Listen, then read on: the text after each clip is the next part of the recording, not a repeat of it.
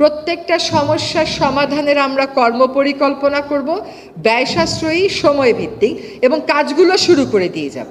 কাজ শেষ করতে হয়তো অনেকাংশেই আমরা পারবো না। আরেকটা আন্তর্জাতিক কথা বলতে ভুলে গেছি, জাহাজ ভাঙা, যেটাকে আমরা শিল্প বলি।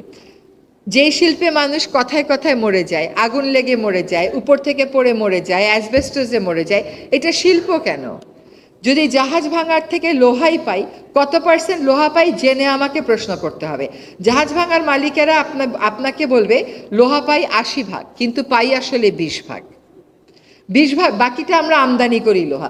20 ভাগের জন্য আমার উপকূলে আমি সব পরিত্যক্ত বিষাক্ত জাহাজ না রেখে ওই পুরা উপকূল যদি বনায়ন করতাম, আমার উপকূলের মানুষ কিন্তু দুর্যোগ থেকে মুক্তি পেত।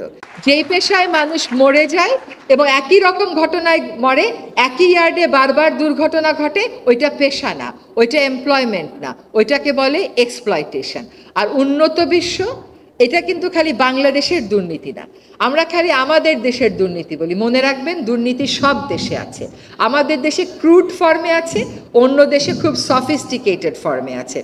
উন্নত বিশ্বে যে জাহাজগুলো পাঠায়, তারা জানে না এগুলো বিষাক্ত, তাহলে পাঠায় কেন? কারণ ওর দেশের আইন অনুযায়ী এগুলো করতে পারবে না। তখন অ্যাসবেস্টাস, লেড, মার্কারি, ক্যাডমিয়াম, এক একটার জন্য ওকে এক এক রকম এজেন্সি এনে সাফ করতে হবে। কিন্তু এটা তো ওর দায়িত্ব। ও এত বছর এই জাহাজ দিয়ে মুনাফা করেছে, এখন যখন জাহাজ মরে যাবে, আপনার বাবা মা বুড়া হলে কি আপনি গিয়ে ফেলে দিয়ে আসবেন বৃদ্ধাশ্রমে? তা তো আপনি করেন না। যতক্ষণ পারেন নিজেই তো যত্ন নেওয়ার চেষ্টা করে। তো ওর জিনিস ও সামলাবে। এটাও একটা কিন্তু বড় আন্তর্জাতিক সমস্যা।